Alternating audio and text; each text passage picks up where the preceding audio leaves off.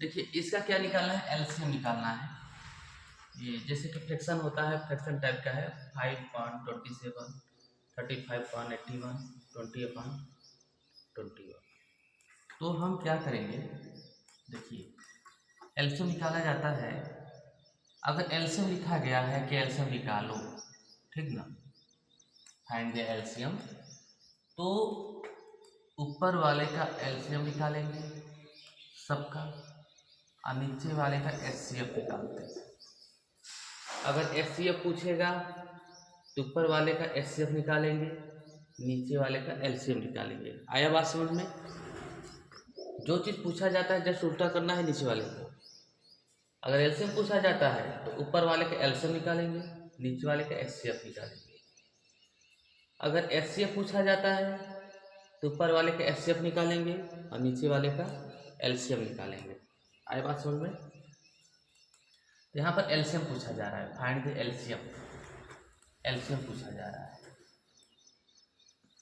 तो हमने बताया ही, इसका एलसीएम निकाल लेते हैं।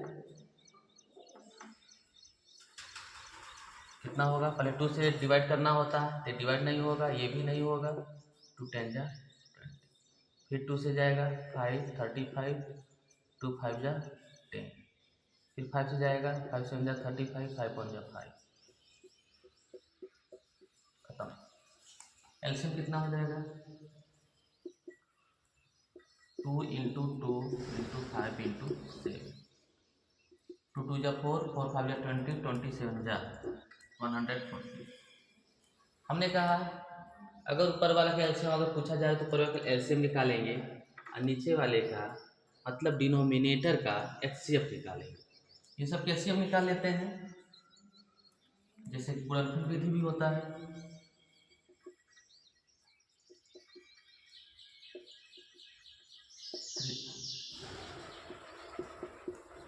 थ्री जा 9, 3 जा 27 हो गया, 3 जा 9, 3 जा 27, 3 जा 81 और 3 7 जा।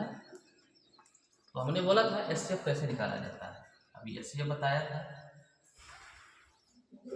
यही बस मिल रहा है हमारा, और कुछ नहीं, सब में मिल रहा है। कॉमन क्या है, तीनों है, 3 ही है जो कि सब में है। आंसर हो गया 3। अब बताइए टोटल एलसीएम क्या हुआ फ्रैक्शन का, 140 ऊपर का निकला था, 140/3, ये एलसीएम। इन सब का एलसीएम निकाला, इसका एचसीएफ निकाला, एलसीएम फ्रैक्शन का एलसीएम जो फ्रैक्शन है जो दिया गया था, इसका एलसीएम 140/3। आई बात समझ में?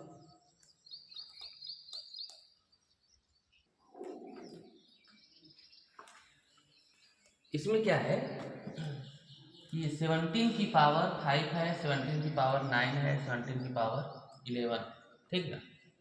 इसका एलसीएम क्या होगा, तो देखिए हम लिखते हैं। अब तो घबरा गए हो, इतना बड़ा हम कैसे निकालेंगे, पावर में है इतना बड़ा, इसको पूरा करो फिर इसका मल्टीप्लाई करो। घबराने की बात नहीं है, जो दिया है उसको लिखेंगे, उतने बार लिख देते हैं।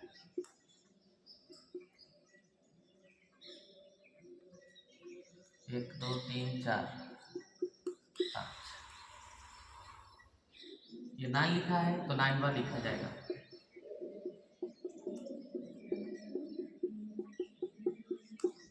1 2 3 4 5। अब ये देखिए अगर ये 5 है तो इसको भी 5 ले जा रहे हैं, शेष कितना बचा, 4 ठो, तो उतना हम पावर 4 लिख दे रहे हैं, ठीक ना, क्योंकि आगे लिखने का कुछ मतलब नहीं बनता, हम आपको बताएंगे।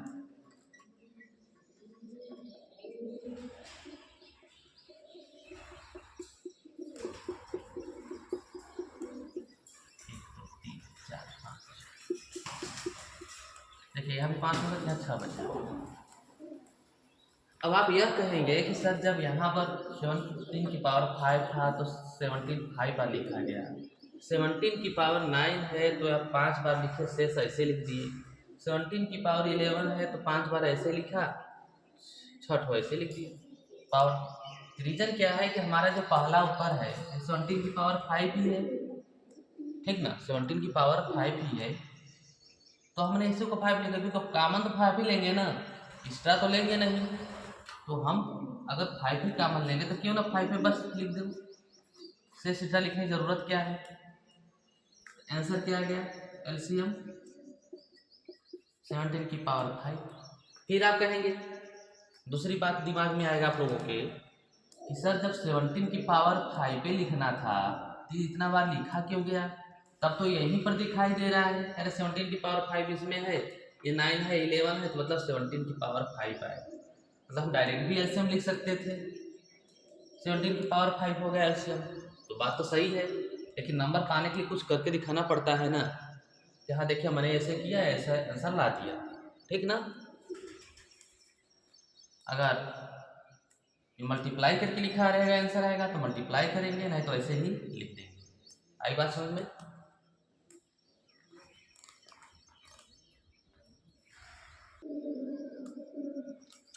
यहाँ पर देखिए, दो लगातार सम संख्याओं का मौसम, तो ये बताइए दो लगातार सम संख्या कौन सा है, वो 2 है और 4 है। क्या है, 2 और 4 है, ठीक ना। तो ये बताइए अगर इसका हम निकालेंगे दोनों का, 2 और 4 का क्या होगा, ये 2 हो जाएगा और ये 2 इंटू 2 हो जाएगा, ठीक। तो एक ठो इसमें से ले लिया 2 और एक ठो ये बचा 2, मतलब 2 गुणे 2 ना। तो लॉस ऑफ सॉरी, यही 2 हमको मिला, 2 ओनली। तो आंसर क्या होगा,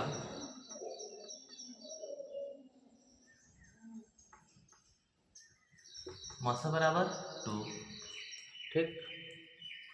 ये लसा रहेगा, सॉरी।